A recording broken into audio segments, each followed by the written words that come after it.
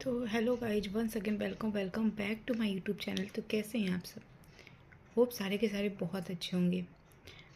और आज आपको बैकग्राउंड देख के पता लग ही गया होगा कि मैं आ चुकी हूँ मेरे घर। जी हाँ, बिल्कुल।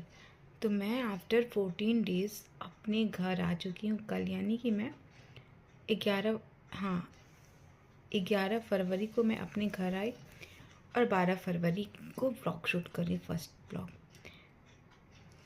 तो आज मैं आपको सुनाने जा रही हूँ एक मजबूर माँ की कहानी। मतलब इन 12 दिनों 14 दिनों में मेरे साथ हॉस्पिटल में क्या क्या हुआ। मतलब मुझे ऐसा लग रहा था 12-14 दिन का ये जो मेरा हॉस्पिटल का चक्कर रहा है, मेरे को 14 बरस 14 महीना, मतलब जितना बोल लो, एक एक घंटे एक एक मिनट को मैंने कैसे काटा है ना, वो मतलब किसी को बताओ तो लगेगा यार नॉर्मल है, बट जो उस चीज़ को झेलता है ना उसको पता होता है नॉर्मल नहीं है, कितना कठिन चीज़ है। खासकर जब आपका बेबी आईसीयू में हो, हॉस्पिटल के रूल्स इतने ज़्यादा स्ट्रिक्ट हों, तो मतलब मैं बयां ही नहीं कर सकती यार वो। अब मतलब जैसे वो आता है ना मेरे सामने ऐसे करके, कि अगर काश उन्होंने मुझे एक दिन और रोका होता तो मेरा क्या हाल होता, है ना। तो वही चीज़ें मैं आपको शेयर करने जा रही। सबसे पहले आप लोगों को पता है कि मेरा 28 जनवरी को ऑपरेशन हुआ था। 27 को मैं एडमिट हो गई थी।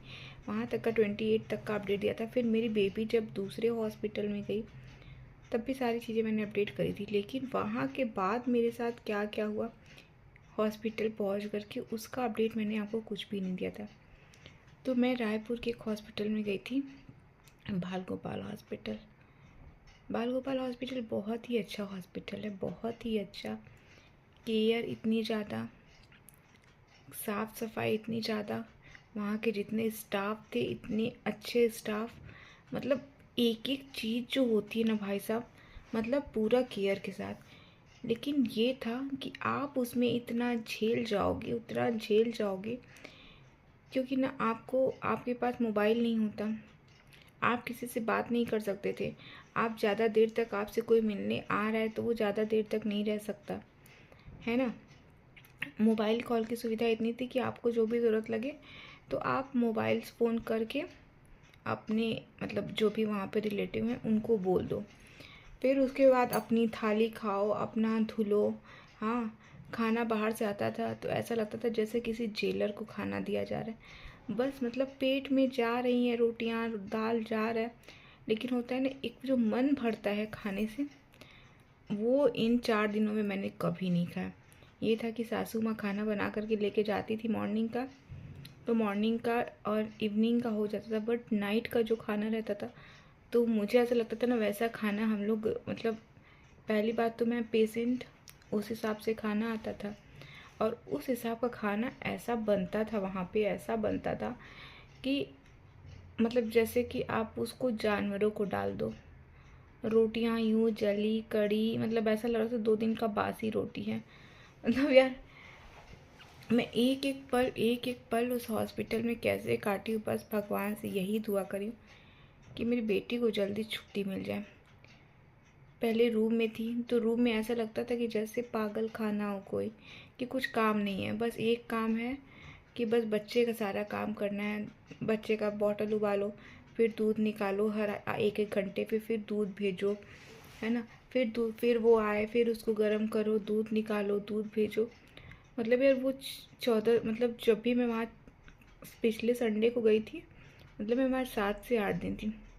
और वो 7 से 8 दिन के की जो मेरी जर्नी थी ना, मैंने एक दिन भी ऐसा नहीं हुआ कि जब मैं रोई ना हूँ। अब मतलब ऐसा होता है ना, एक आदमी डिप्रेशन में चला जाता है, तो वही हाल मेरा हो गया था।